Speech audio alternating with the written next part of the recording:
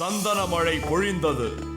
சாய்பாபா தலைக்கு மேல் 4 அடி அகலத்தில் சந்தன மழை பொழிந்து கொண்டிருந்தது. அதை கண்டு பிரமித்து போனார். கிட்டத்தட்ட 1.5 மணி நேரம் சந்தன மழை பொழிந்தது. சாய்பாபா சிலை முழுவதும் சந்தனம் தலை முதல் பாதம் வரை பரவி இருந்தது.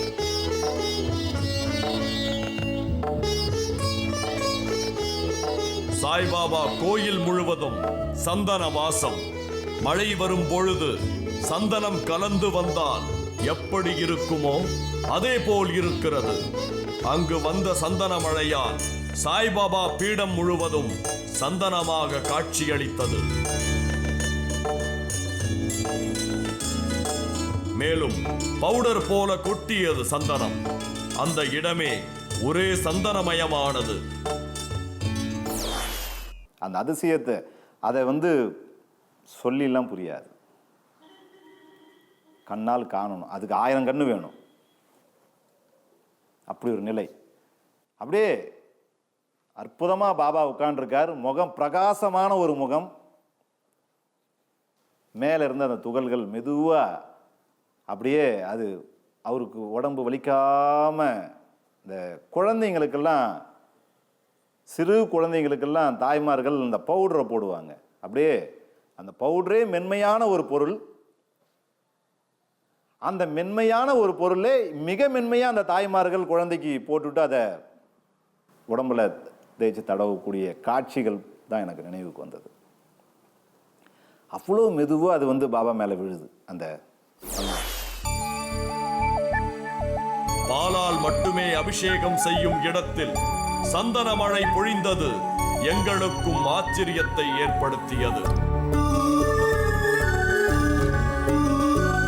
பிறகு கோயிலுக்கு அருகாமையில் இருக்கும் நாகராஜன் என்ற நபரை கூட்டி வந்து காண்பித்தனர். தீவிர பக்தரான இவர் சந்தன மழையை கண்டு ஆச்சரியப்பட்டு போனார். நான் வழக்கமாக எப்பயுமே காலையில் கோயிலுக்கு வாசல் தண்ணி விடுறது வழக்கமான வேலை. அன்றைக்கி பார்த்தேன்னா நான் தண்ணி விடும்போது ஒரு சந்தன ஸ்மெல் அடிச்சுது. சரி, நான் அது எங்கேயோ அடிக்குதுன்னு நினச்சிட்டு விட்டுட்டேன். அப்புறம் இவர் சாமிஜி கதவை திறந்து பார்த்தம்போது தான் சந்தன மழை பொழிஞ்சிருக்குன்னு எங்களுக்கே தெரிஞ்சுது. அதை பார்த்தோன்னே சாமிஜியே ஒரு நிமிஷம் மயக்கம் போட்டு விழுந்துட்டார். அப்புறம் அவரை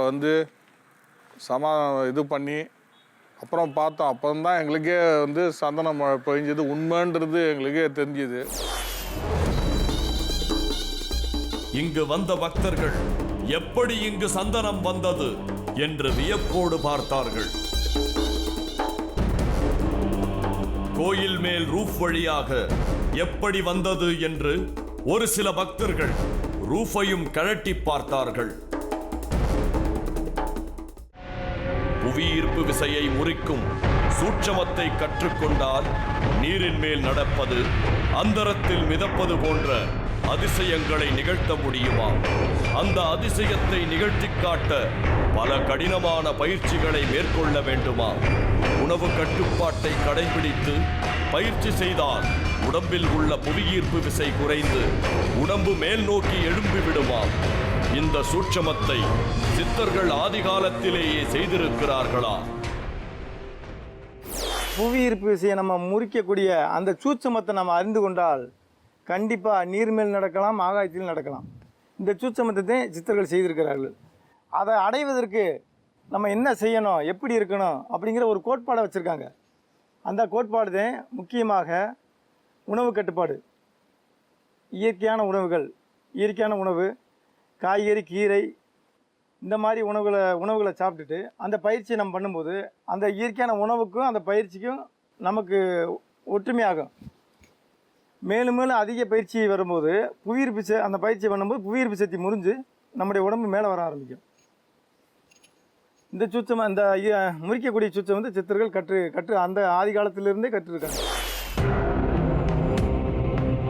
காற்றை இழுத்து விடக்கூடிய சூட்சமத்தை தெரிந்து கொண்டால் யமனை வெல்லக்கூடிய சூட்சம சக்தியை அடைய முடியுமா? இந்த சக்தியை பெற்றுவிட்டால் நீரில் நடக்க முடியுமா? 3000 வருஷம் வாழ்ந்து ஒவ்வொரு வருஷத்துக்கு ஒரு பாடலாக எழுதியிருக்கின்றார். நம் உடம்பை பற்றியும் நம்முடைய தியானத்தை பற்றியும் பிரணயமை பற்றியும் எழுதியிருக்கின்றார். ஏட்டு எறிக்கி மேலே இங்கிலும் இழுத்து வரக்கூடிய அந்த சூட்சமத்தை நாம் அறிந்து கொண்டால் கூற்றை உதைக்கும் உபாயமாம இந்த யமனை வெல்லக்கூடிய ஒரு சூட்சம சக்தி மனிதன் உடம்புக்கு வரக்கூடிய சக்தி இருக்குது என்று சொல்கிறார்கள். அந்த வழியிலே நாம் ஒவ்வொரு பயிற்சியை நாம் பண்ணும்போது கண்டிப்பாக தண்ணியிலே நடப்பேன். இந்த தண்ணியிலே நீர் மேல் நடக்கலாம், நடந்து காட்டுவேன். இவரது குருநாதர் தண்ணீரில் மேல் நடப்பது, தூங்குவது என்று பல அதிசயங்களை நிகழ்த்தி இருக்கிறார். அவர் தண்ணீரில் நடப்பதற்கான சில ஆரம்ப கட்ட பயிற்சிகளை தனக்கு கற்றுக் கொடுத்ததாகவும் அதை தான் தொடர்ந்து செய்து வருவதாகவும் கூறினார் அகோரி சித்தர். குரு கொடுத்த பயிற்சியை செய்து பல முறை தண்ணீரின் மீது நடக்க முயற்சி செய்த அகோரி சித்தர் சில முறை வெற்றியும் பல முறை தோல்வியும் அடைந்திருக்கிறார். ஒரு நாள் மூச்சை அடக்கினால் நீர் நம்முடைய புவியியல் சக்தி முறியும் என்று எனக்கு சொல்லியிருந்தார். அதன் அடிப்படையில் ஒரு 6 மாதம் 7 மாத பயிற்சி எடுத்து நீரின் மேல் கால் வைத்தேன். ஒரு நாள் முங்கி விட்டது. மீண்டும் 6 மாதம் விடாமல் பயிற்சி எடுத்து நீர் மேல் நான் குருநாரை நினைத்து காலை வைத்து நடக்க ஆரம்பித்தேன். ஆனால் என்னுடைய உடம்புடைய அந்த எடை உள்ளே போகவில்லை. குரு சொன்ன மந்திரத்தையும் குரு நம்பிக்கையும் வைத்து அந்த பயிற்சியை நினைத்து மூச்சை அடக்கி நடந்தேன். நடக்கும்போது நீர் மேல் நடக்க ஆரம்பித்து விட்டேன். சிறிது தூரம் நடக்கலாம். தான் கற்றுக் கொடுத்த சூட்சமங்களை தொடர்ந்து பயிற்சி செய்து பார்த்தால் அனுபவத்தில் இன்னும் சில உண்மைகள் தெரிய வரும் என்று சொல்லி இருக்கிறார் இவரது குருநாதர். ஒரு நாள் தனியாக வரும் பொழுது காற்று கடுமையாக வீசியிருக்கிறது. வாயு மந்திரத்தை உச்சரித்திருக்கிறார் இவர். சிறிது நேரத்திலேயே காற்று நின்று விட்டதை உணர்ந்திருக்கிறார்.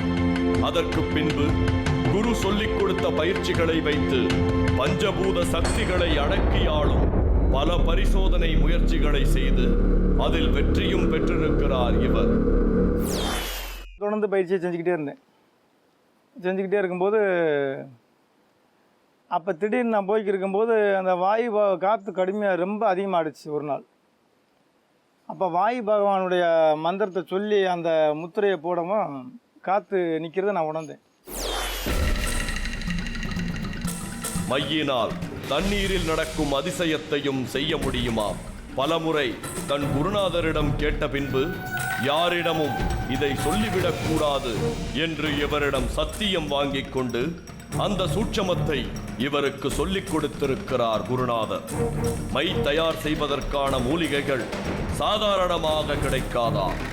சதுரகிரி மலை, கொல்லிமலை, சுருளிமலை என்று பல மலைப்பகுதியில் 5 ஆண்டுகளுக்கும் மேலாக அலைந்துதான் மை தயார் செய்யும் மூலிகைகளை கண்டுபிடித்திருக்கிறார் அகோரி சித்தர்.